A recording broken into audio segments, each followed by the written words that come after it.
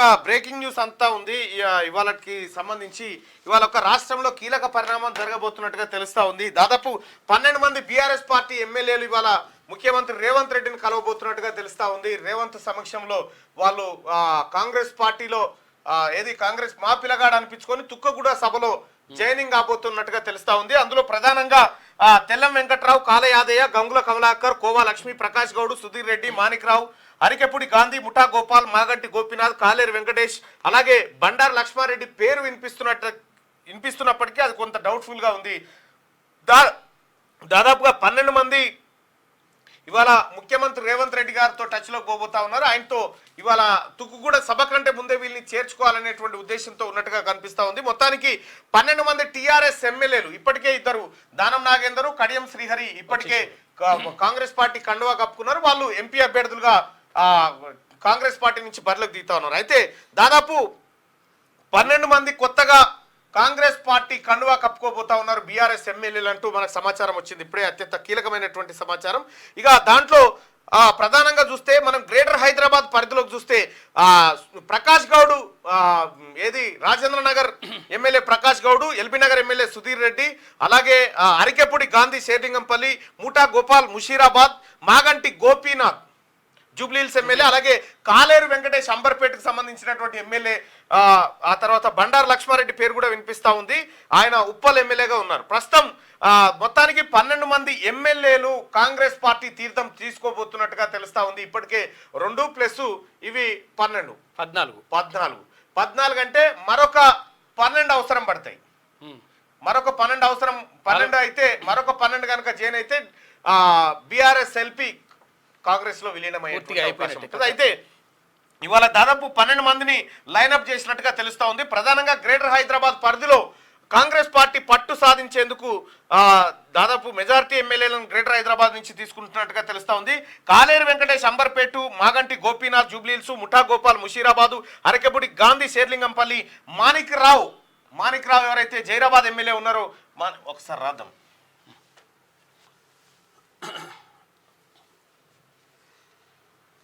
Tellam Venkatrao already official గా ఇది దోమలు అట్లానే. అయితే తెల్లం వెంకట్రావు నిన్న రివ్యూ మీటింగ్ లోనే కూర్చున్నాడు. కాంగ్రెస్ పార్టీ ఎమ్మెల్యేలతోటి రివ్యూ మీటింగ్ లోనే కూర్చున్నాడు. ఇక భద్రాచలం ఎమ్మెల్యే కాంగ్రెస్ లోకి బీఆర్ఎస్ ఎమ్మెల్యేలు 12 మంది బీఆర్ఎస్ ఎమ్మెల్యేలు. ఈ 12 మంది బ్యాట్ రేపు ఏడుందో. ఒకటి తెల్లం వెంకట్రావు భద్రాచలం ఎమ్మెల్యే,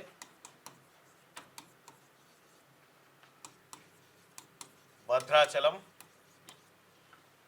2 కాల యాదయ్య చేవెళ్ళ. 2 పెన్లు ఒకటేసారి వాడతాయి అనుకుంటున్నావా? ఒకటి ఉండదు కదా. కాల యాదయ్య చెవెళ్ళ. 3 కోవా లక్ష్మి.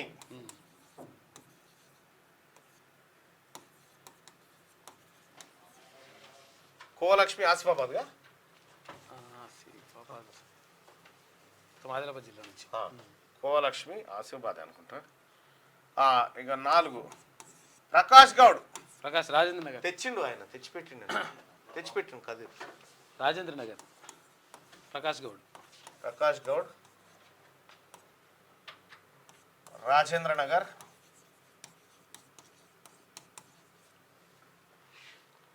సుధీర్ రెడ్డి ఎల్బీ నగర్ సుధీర్ రెడ్డి,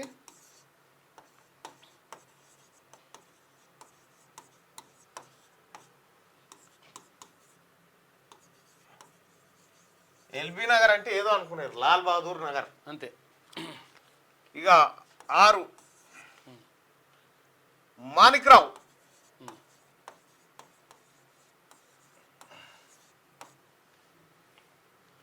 జైరాబాద్.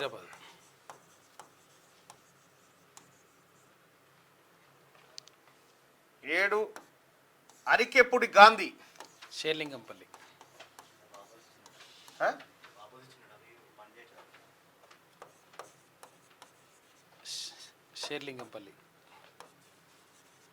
షేర్లింగంపల్లి,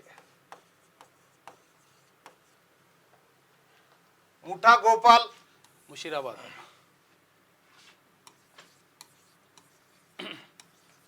ముఠా గోపాల్, ముషీరాబాద్. 9 మాగంటి గోపీనాథ్, జూబ్లీ హిల్స్,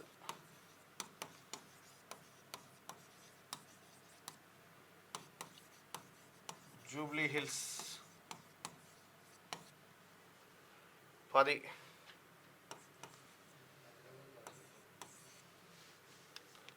కాలేరు వెంకటేష్, కాలేరు వెంకటేష్, ఇది అంబర్పేట, ఎంతమంది అయ్యారు? 15.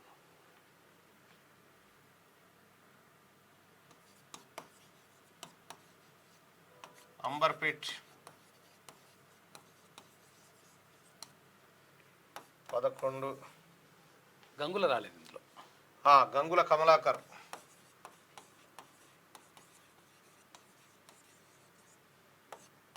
కరీంనగర్. బండారు లక్ష్మారెడ్డి. 12 బండారు లక్ష్మారెడ్డి పేరు వినిపిస్తా ఉంది. ఈయన ఉప్పల్ ఎమ్మెల్యే. మల్లారెడ్డి సంగతి తెలియదు. అయితే ఉప్పల్ ఎమ్మెల్యే ఒక డౌట్ ఉంది.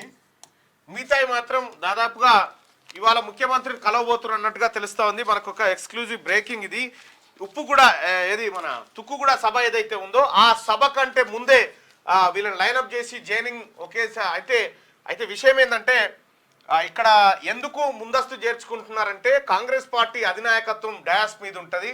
ఒక పార్టీలో గెలిచినటువంటి అభ్యర్థులను ఇంకో పార్టీలో రాజీనామా చేయకుండా చేర్చుకోవడాన్ని అధిష్టానం విషయంలో అంటే వాళ్ళు రేపొద్దున ఏది సంశయంలో పడతారు, విపక్షాలు విసిరేటువంటి ప్రశ్నలకు సమాధానం చెప్పుకోవాల్సి వస్తుందని ముందే రేవంత్ సమక్షంలోనే ఈ కార్యక్రమం అంతా ముగించి ఆ తర్వాత ఉప్పుగూడ సభలో వాళ్ళు చేరినట్టుగా వాళ్ళని అధికారికంగా ప్రకటించేటువంటి అవకాశం ఉంది. దాదాపు 12 మంది ఇప్పటికే కడియం శ్రీహరి, దానం నాగేందర్ అందులో జాయిన్ అవుతా ఉన్నారు. ఇక్కడ తెల్లం వెంకట్రావు భద్రాచలం నుంచి ఆల్రెడీ 10కి 10 జీపీఏ.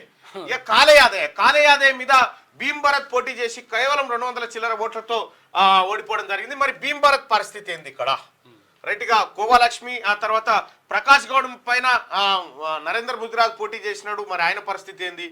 సుధీర్ రెడ్డి పైన మధు యాష్కి పోటీ చేసినాడు, ఆయన మాణిక్రావు పైన ఏ చంద్రశేఖర్ పోటీ చేసినాడు, అరికెప్పుడు గాంధీ పైన. మరి వీళ్ళ పైన పోటీ చేసినటువంటి కాంగ్రెస్ పార్టీ అభ్యర్థుల పరిస్థితి ఏంది అనేది ఈ జైన్ అయిన తర్వాత అదొక ప్రశ్నార్థకం అయితే ఉంది. అయితే ఇప్పుడు కాంగ్రెస్ పార్టీ గవర్నమెంట్ నిలబడడానికి ఈ సంఖ్యాబలం అవసరమైనప్పటికీ మరి మిగతా వాళ్ళని ఎట్లా సంతృప్తి పరుస్తారు, వాళ్ళ పరిస్థితి ఏందనేది కొంత అగమ్య గోచరంగా కనిపిస్తూ ఉంది.